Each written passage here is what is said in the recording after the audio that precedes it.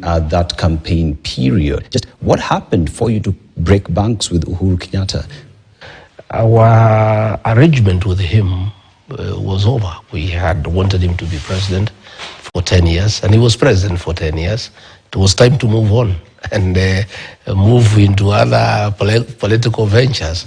So there was really no issue, because when we joined hands in 2001, and we had an agreement that he wanted me to assist him to be president of Kenya, and I did, and he became president, and he was having his second and final term.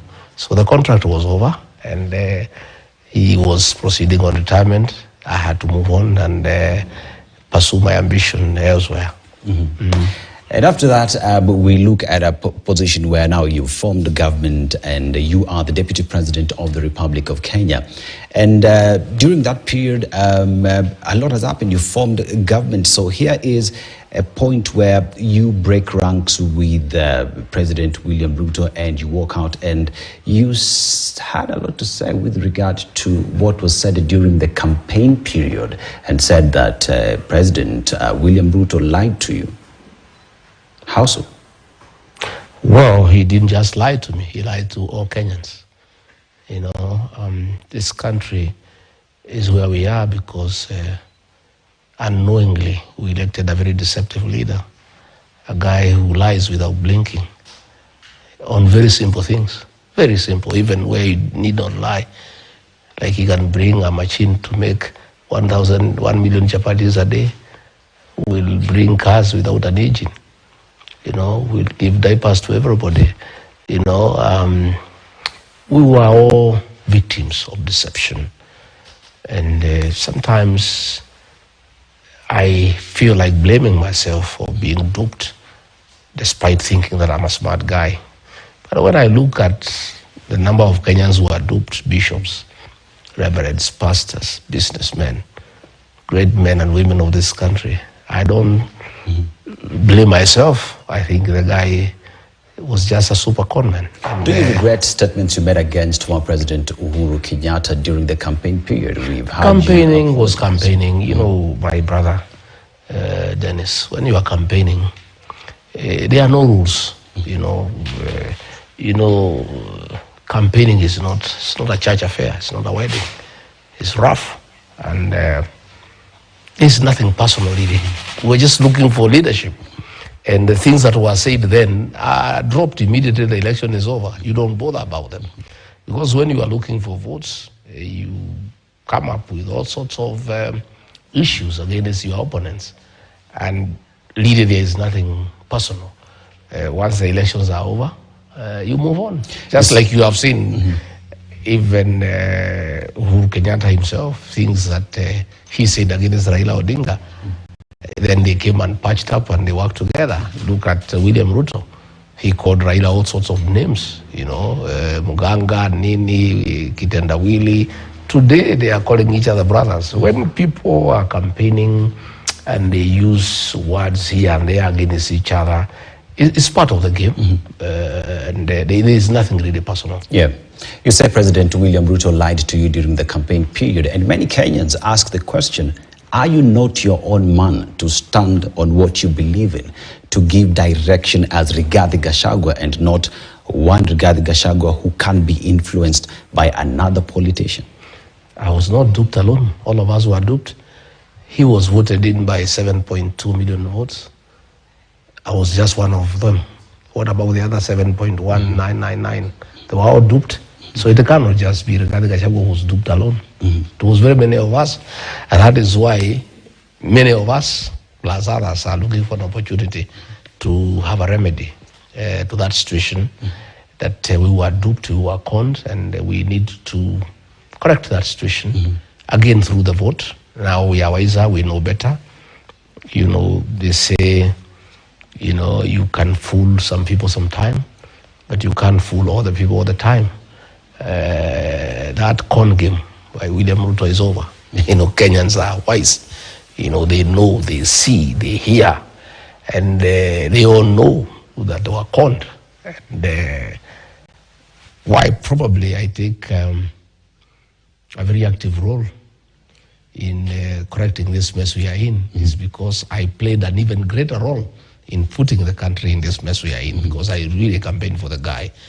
I was all over convincing people, talking to them, using proverbs, using slogans, using all kinds of figurative language, describing him in very amiable terms, giving a lot of hope to the people of Kenya. And I persuaded very many, and I feel I have a greater responsibility to remedy the damage that I caused this country and to right what is wrong. And just the way I persuaded people that this was the right guy, since now I know differently and many Kenyans know differently, I have an equal greater responsibility to be very active and be very aggressive, even much more than I was at time, to correct the situation and send the guy home and come up with better leadership. As you talk about sending the guy home, President William Ruto threw out the phrases that you've coined one term. And with that then comes the united opposition that is pushing towards this agenda. But one would ask the question, just how united is the opposition when the united opposition was starting? We saw the likes of Jubilee being part of the bandwagon. Today, we're seeing breaks and cracks. Just how united is the united opposition? There are no cracks in the opposition. There may be a little differences among leaders in the way they look at things. But those leaders are not the opposition. The opposition to William Ruto are the people of Kenya. And they are united to a man. To a man. The one-term movement is real across the country, from the coast region, northern Kenya, Rift Valley, central Kenya, upper and lower eastern, Nyanza, western, here in Nairobi. The one-term movement is unstoppable. And the people of Kenya are united in purpose. We, the leaders, are just a reflection of the people. But we are not the people. We are not the opposition. The opposition are the people of Kenya. And what we are doing as leaders is just providing leadership, because when people want to go somewhere, they need somebody to lead the way. But the people know where they want to go. They know what they want to do. And they are united in purpose.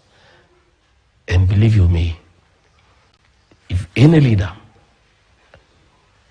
moves from the one-term movement, that leader becomes obsolete. That's the end of his or her political career. I want to assure you. And I don't think any leader can make that mistake.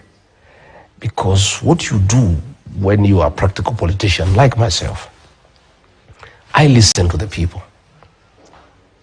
Even the years preceding to 2022, I listened to the people. I told President Uhuru Kenyatta.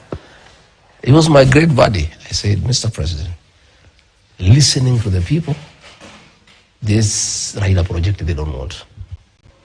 Please don't force them. They will disappoint you and they will embarrass you. And he shrugged it off. He didn't think it is true. He still believed he had instruments of state that he could persuade people to do things differently. I went back a second and a third time, and then I gave up, and then we differed. But I told him the truth, what people are saying. My brother, I am one Kenyan leader who never deviates from where the people are. I always align with the people, and that is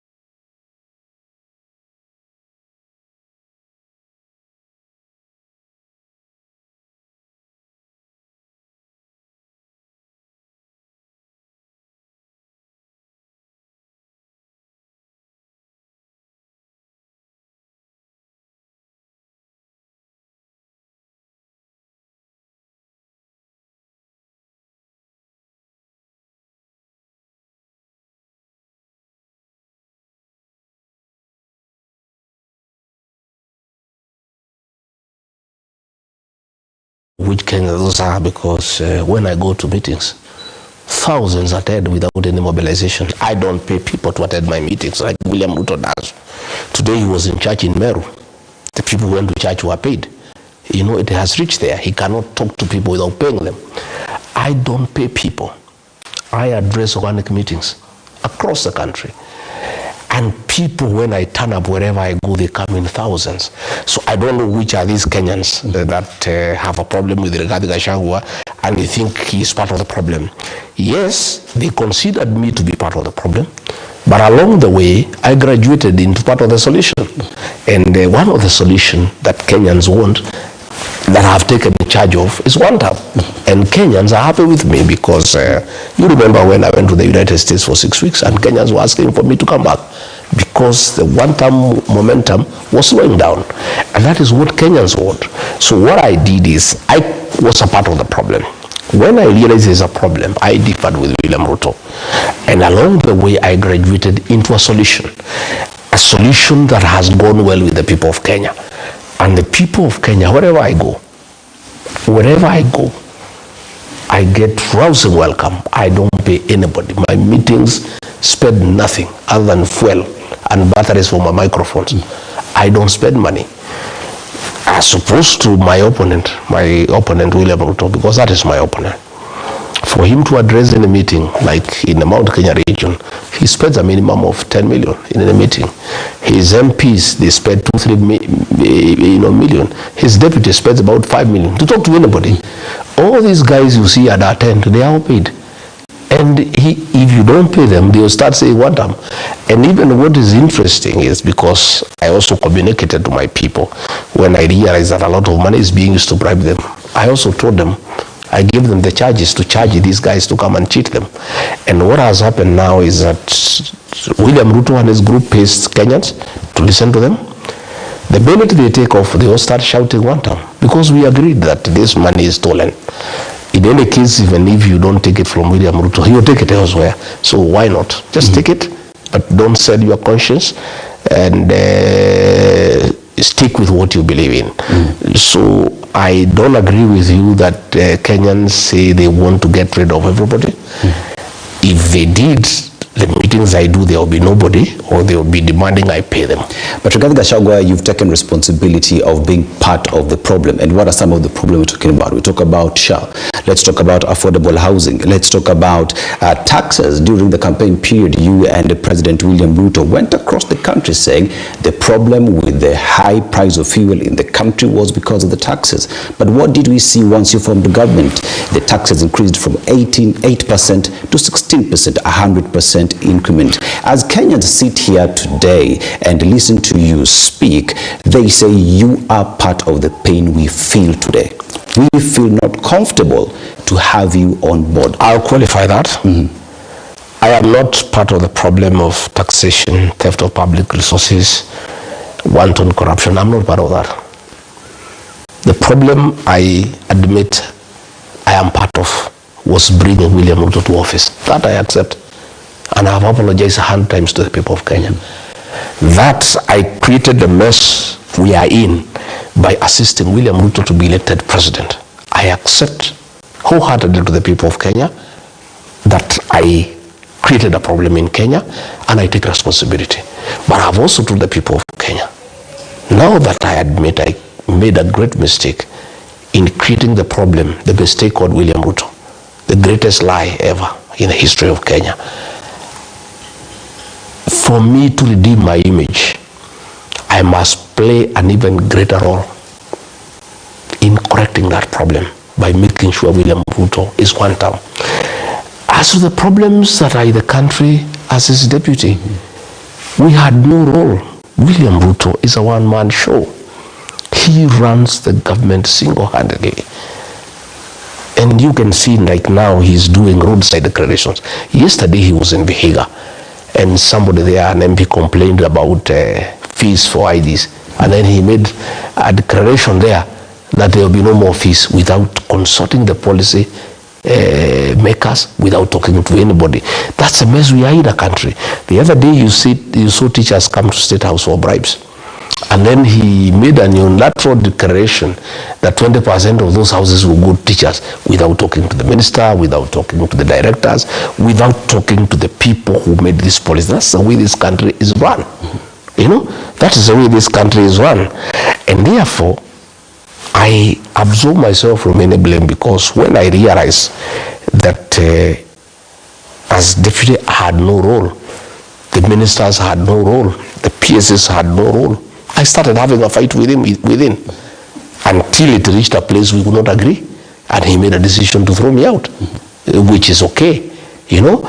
But I realized, and after the first 1 year, that the Kenya government, led by William Ruto, had become a criminal enterprise. Theft of public resources, misappropriation of funds, decisions that are of commercial interest to him and his family. And I couldn't take it, because that is not what he had told me when we were forming government. That is not what he had told the people of Kenya. If you look at this decision to sell Kenya Pipeline, Kenya Pipeline is valued at 600 billion. It's being sold for 100 billion, you know? And the valuation has not included land in Mombasa that is worth about 40 billion. And this company is being bought by a Nigerian who is an in-law to President William Ruto. And that I know, because I was there. And I had refused when the matter was brought to the cabinet committee that I chaired. How do you sell strategic installations of the country? You know, fuel is something that is very sensitive. How do you put the country's oil reservoirs in private hands? What if there is sabotage and the country comes to a stop? But because he has a commercial interest himself, you know, today, Dennis, tea farmers are up in arms. I was in charge of tea reforms and things were going on very well. A single decision by William Ruto to do business with the rebel movement in Sudan, the RSF of Hemeti, who is a business partner of William Ruto. The government of Sudan made a decision to ban the importation of Kenyan tea. As a result of that ban, we have not been able to sell our tea in good prices. What is the result? The prices of tea have gone down. Farmers across the country, including his home in Kericho and Bomet, where he comes from, his kinsmen, they have in arms. And it's a simple personal decision that because he wants to deal with gold with Sudan and give them arms in exchange to kill women and children, then we cannot sell our tea. And because we cannot sell our tea, our prices have gone down. Then the farmers are crying across the country. So these are the things that I saw along the way. And I said, no, I can't have this. I'm not a con man. How do we con the people of Kenya? We promised to have a bottom-up economic transformation agenda. We promised to put money into people's pockets. Then the little that they have, we remove it, you know? So I am saying that the Kenya government, run by William Ruto, is a criminal enterprise. State House is a crime scene. You have seen State House now has lost dignity. Bribery takes place, you know, in broad daylight, you know, and he doesn't care, he really doesn't care. All money that was meant for capitation, schools are shutting down, that money has been diverted to State House to bribe people. Money meant for health has been diverted. Lecturers have not been paid. This money is what is being carried in sacks, in choppers across the country. I was unable to be part of that criminal enterprise. And Kenyans must forgive me for that, because that's not what we promised the people of Kenya. We had promised the people of Kenya that we are people's government, that we are going to serve in humility, we are going to make people's lives better, we are going to make people to improve their welfare, we are going to have ease of doing business. But where we are, my friend, the country is on his knees. We talk about privatization of state resources. You've mentioned KPC to be specific. You say that the valuation was not considered, that this is business because the person who's to buy it is President William Ruto's son-in-law.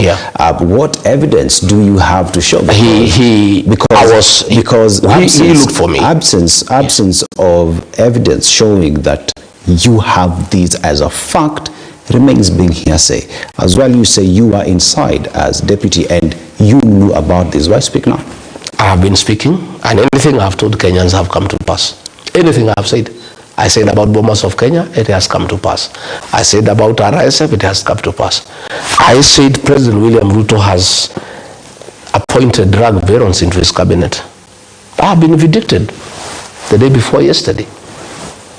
Drugs are being smuggled through JKI. Who in his cabinet is in charge of that? You have seen the photographs. The people who are smuggling drugs through the airport, you have seen their photographs with the cabinet minister. And everybody knows that cabinet minister who is a drug baron. There are two. And I asked William Ruto, he had put me in charge of fighting drugs and alcoholism. When he was appointing these two ministers, I asked him, Mr. President, where does that leave me? How do I continue with this war on drug abuse when I'll be sitting in the same cabinet with the drug barons? That expose that has happened at the airport. If William Ruto has any decorum remaining, he must sack that minister. The evidence is there. The people who are smuggling drugs through JKI, the photographs with his minister is there. And you can see clearly that the minister is actually the one who is facilitating, you know, the peddling of the smuggling of drugs through the airport, because the drugs that have been caught, the documentation was saying that they are minerals that are going for testing. So the ministry is being used for drug trafficking because the minister has been a drug baron, and it is in public domain. Everybody knows. There is nobody in this country who doesn't know. But William Ruto has no qualm. Because of his own business interest with that minister and the deals they are doing together, he has no qualms about appointing a fellow involved in drugs to the cabinet when our children are in trouble. How does William Ruto face parents today? And you know, he was telling parents that they are responsible for bad upbringing. When he has appointed ministers who are peddling drugs, they are sitting in his cabinet.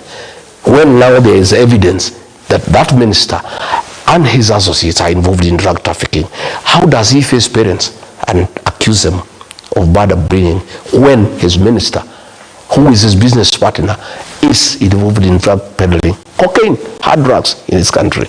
These are some of the things, Dennis, that got me very tired. And today, in fact, I feel very relieved I'm not part of that government. I don't know how I'll be able now. This week, I would have gone to cabinet after what happened at JKIA. I don't know how I would have gone to sit in that cabinet with that minister when I was in charge of fighting drugs and alcoholism on behalf of government, and then I have to sit with a minister who is facilitating drug trafficking in the country. You've painted a lot of negativity and negative things that are happening with the current government, and in that there is now the united opposition that is coming forth and saying we want to form the next government. Let's speak about DCP as a party.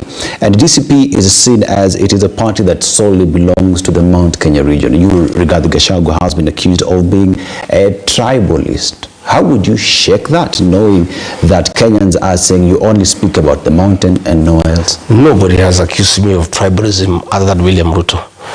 The only tribal thing Rigathi Gachagua has done is to speak Kikuyu in meetings. When I was looking for votes for William Ruto, I used to speak Kikuyu and I was smiling. Because I don't have to speak to the Kikuyu people in English because they are not Englishmen. They are Kikuyus. And the fact that I'm a national leader has not changed my identity. William Ruto practices tribalism. The other day we were in Okambani. He sacked the CEO of Kentraco and replaced with his own tribesmen. If you look at the composition of the CEOs in the country, out of about 250, 92 are from his ethnic community. If you look at all the businesses that have been given in this country, he has given to his tribesmen. If you check, they have advertised for police recruitment. about 10,000 positions. Yet, in every sub-county, in every constituency, they are taking 5. 290 times 5 is less than 2,000. 8,000 positions he is taking and giving his tribesmen. He has been doing the same thing for the military. I was there, I saw it, for the teachers. That is a man who practices tribalism throughout. If you look at Nairobi, the composition of officer commanding police stations, out of 14 police stations in Nairobi, 9 are from his tribe. Despite the fact that his tribe, in terms of numbers, in terms of percentage, they're just down there. So you cannot tell me because William Ruto says I'm tribal. My party, DCP, is a national party. I have a very strong candidate in Magarini, in Kilifi. Kilifi is not in Kirinyaga, it's not in Nyandarua. That is in Coast Province. You know? I have a candidate in Narok Township Ward, in Narok. That is not in Nyeri. I have a candidate in Purko Ward in Kajiado. You know? That is not Muranga. I have a candidate in Malava, in Kakamega. That is not Nyanyuki. You know, my deputy party leader, Cleo Malala, is from Kakamega. Kakamega is not Nyeri. The chairman, national chairman, is from Kajiado. Deputy Secretary General is from Narok. Deputy Secretary General in charge of strategy, Owino Mabli, is from Kisumu. Ours is a national party. It's only that because William Ruto sees me there, he sees the Kikuyu whom he hates, despite the fact that they made him president. And when we made him president, we knew he was not one of our own. He has hated us because we have refused to give him our vote. Our vote we give willingly to people who respect us and people who are truthful and people who don't misuse us and people who don't abuse us when we tell him we will not give you our vote. He has been trying to mobilize the rest of the country against us, and therefore we are through with him. That does not make us tribal. In any case, we have many other friends that we are working with. We don't have to work with him, and it cannot be because we supported him. If we don't feel like supporting him and we can support somebody else, we become tribal. We can support anybody else. We can support Kalonzo Musyoka. We can support Fred Matiang'i. We can support Eugene Wamalwa. We can support Georgina Tebea. We can support Seki. We can support Mohamed Adi from Nyali. We have no contract with William Ruto that is binding, that because we voted for him in 2022, we must always vote for him. There is no such contract, and I want to tell him sorry. You feel bad that we have left you. You made the bed, you lie on it. We had loved you, we had respected you, we had given you our votes, we had trusted you. You betrayed us. You cheated us. You took advantage of our ignorance in terms we did not know you well. We chose you without knowing you well, and that was a mistake that we made, and it's a mistake we shall never repeat again. We will never vote for anybody that we don't know properly. We must do due diligence to know who you are, what you say about us when we are not there, and how you have been, what is your history. Those are mistakes that we made, and we are paying the price. And we have accepted that we made great mistakes, but we are saying we have learned from those mistakes. We will not repeat again. My friend, DCP is a national party. And let me tell you, it is a party that William Ruto fears. All these other parties that are in opposition, their meetings are never interrupted. It's only my meetings. He sends goons and police to beat me up, to beat up my members of parliament. What evidence do you have to show that it is President William Ruto who sends goons to your meetings? But these goons are escorted by police.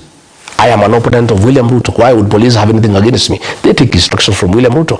And DCP is his nightmare. And that is why in Banisa, we had a very strong candidate called Adan. And he was going to win that seat. Ruto called him and really gave him a dress down, and intimidated him and threatened him until he had to abandon. But the man you talk about came out and said that negotiated democracy that takes place in the northern part of the country, and that his community advanced. State House is not northern Kenya. Belong to northeastern. His people from northeastern told him to leave the seat for the other person. Why that is what he said in public. President that is what he said in public. But what he told me in private, including the messages he sent me, I'll show them the message to you. He was thoroughly intimidated, thoroughly intimidated. William Ruto fears DCP because it's a party of the people. We listen to the ground.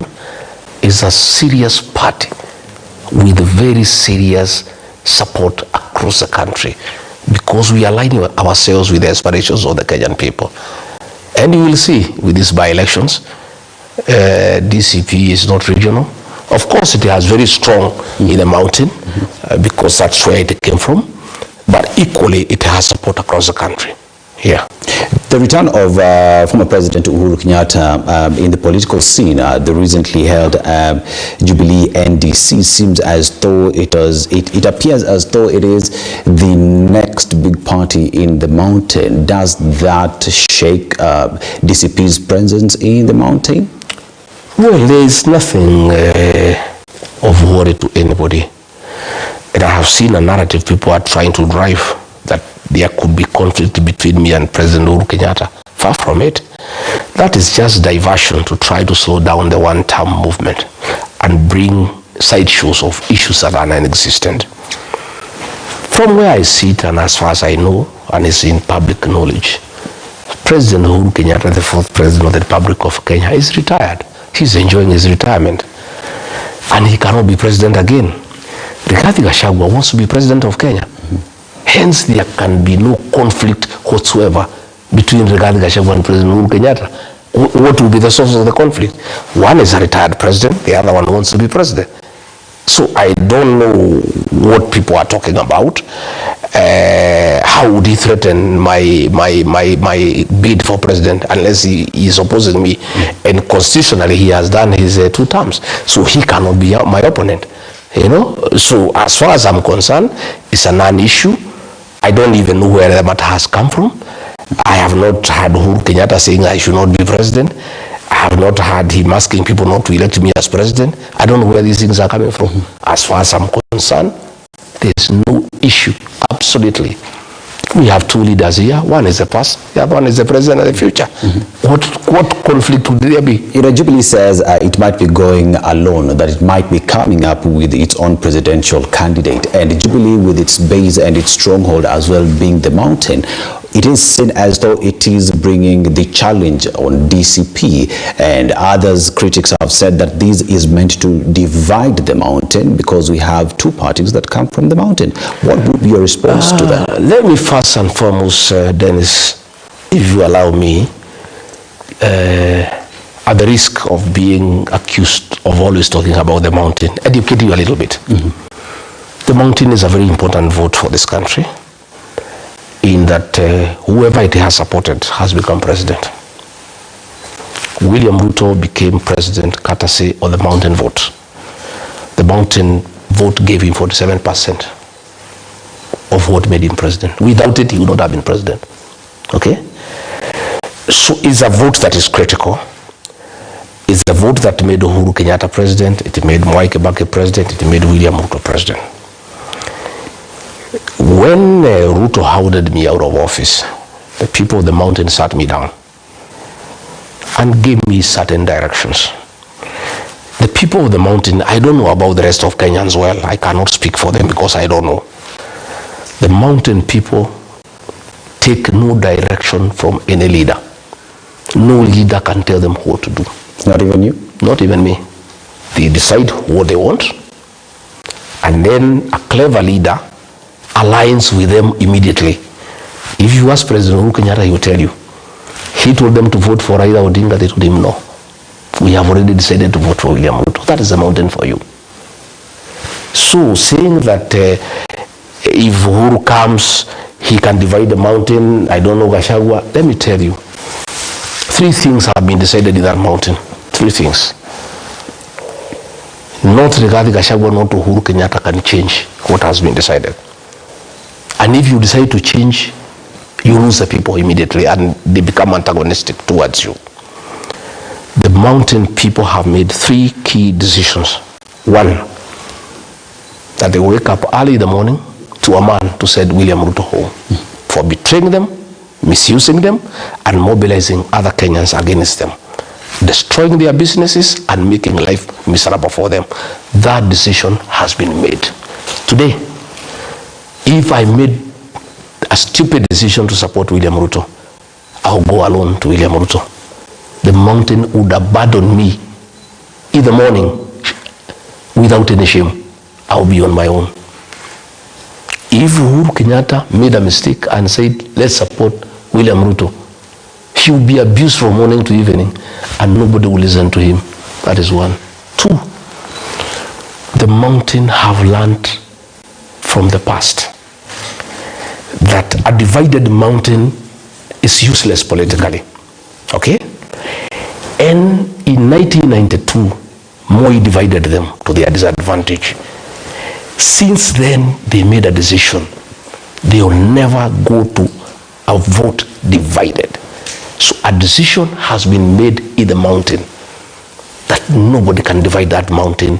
They'll vote one basket. If Rigathi Gachagua is candidate, he'll get all the votes.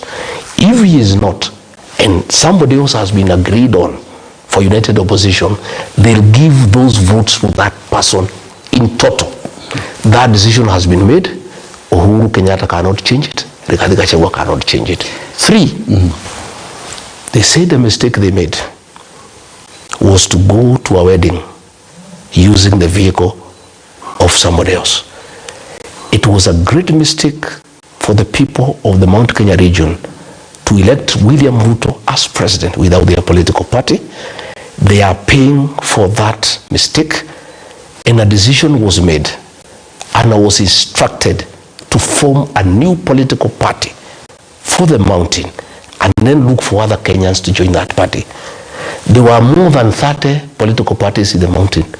The people never told me to get any old one there and revive it. They were very clear. Create a new political party, look for other friends as a vehicle for the mountain to go to the elections, and they will never support anybody who is not from the mountain or his party. They'll use their party to support whoever they want or support one of their own in their own party. And they said they will elect everybody in that party. That decision has been made. President Uhuru Kenyatta cannot change it. Rigathi Gachagua cannot change it. So this debate I am seeing, Uhuru has come, the mountain can be divided, it's nonsense. Sijui Jubilee can compete with this piece, nonsense. Let me tell you, my brother, William Ruto is not sleeping.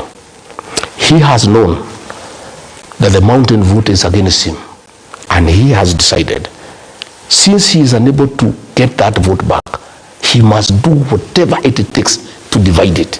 He has spent billions of shillings, zero. He has tried to divide Mount Kenya East and West, zero. He has tried to tell the people of Kiambu to leave the mountain, zero. He has bought many people and planted them into us in the opposition. People are picking them out one by one. Every day they say that is a mole, that is a Kasongo man, that one is a green wheelbarrow. They know. Nobody can divide the mountain, and I'm not even bothered.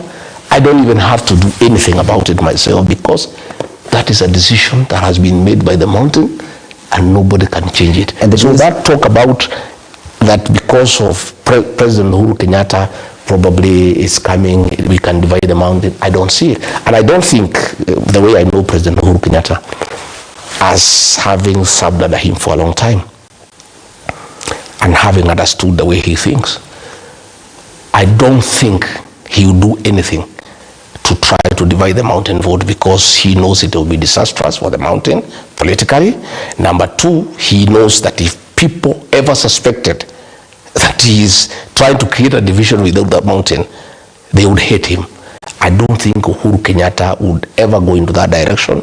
I am persuaded that he is innocent of those accusations, and I don't think he will try to do it. It has been said that with the decision that the mountain has decided to go with, say, DCP, and you become the kingpin or the spokesperson of the mountain, that there is a risk, or they see it as though you will use these votes as a negotiating power.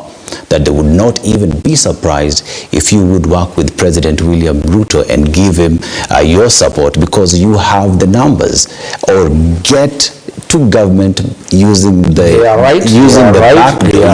back door, the same way Raila Odinga has. They are right. They are absolutely right. A political party is for forming government or getting into government. And that is why they asked me to form a strong political party to make sure we are not in the situation we are in. If we had our own political party, Ruto would not shortchange us. He will not mistreat the mountain the way he is doing today. So they are right. This party is for forming government and bargaining into government. Okay? Would you bargain as to who we can bargain with, that is a decision the people of Mount Kenya will make. But I can tell you from what they have told me, William Ruto is not part of that equation. We have no intention whatsoever to have any discussion, any negotiation with one William Ruto. However, we are open and willing to work with any other Kenyan of acceptable, good character, and who means well for the mountain, and whom we have checked and confirmed that he cannot turn against us and he cannot harm us the way William Ruto is doing. So in terms of saying we want a strong party to bargain into government, true, it is true. But we cannot bargain with William Ruto. We can bargain with anybody else. And that one we are willing to do. And they are right. Yes. So as we talk about forming the next government, a united opposition is important in that. And I want to ask you your association with one Fred Matiang'i. Is he still part of the united opposition? Yes, Fred Matiang'i is a good guy. He worked well with President Uhuru Kenyatta, and he made significant contribution to this country. And when he came from the US, I had several private meetings with him, and he expressed his desire to join us so that we create the change that we desire for this country. And he expressed his interest to serve as president if we can support him. And we welcomed him, and we had good discussion. And I believe he still remains very committed to that cause. And when he came, he found we had already started the opposition, and we were getting on. And we did brief him where we had reached, and we did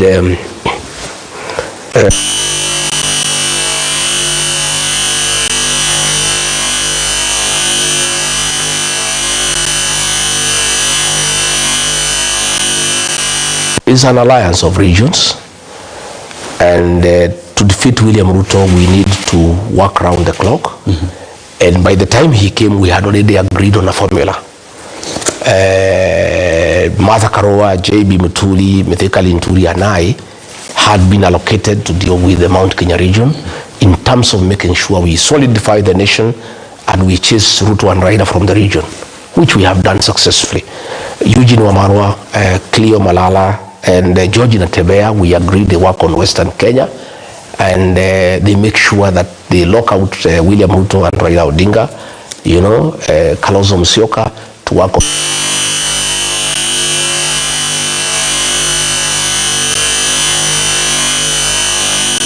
because we had a gap in the Gusii nation. And we told him right to the sword, he was in agreement, that politics is local, and he is more suitable to deal with the Gusii nation than ourselves because he understands the place better. So we did request that, just like we had done with other regions, he goes and work on the Gusii nation, which is already one term. Or